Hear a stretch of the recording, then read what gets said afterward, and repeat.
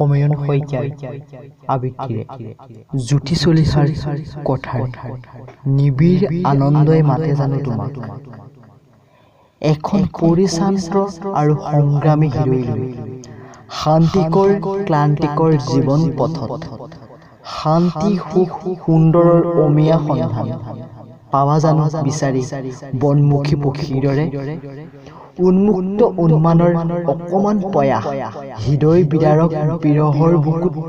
জীৱন বিলাসিতাৰ নিবিড় আনন্দই মাতে জানো তোমাক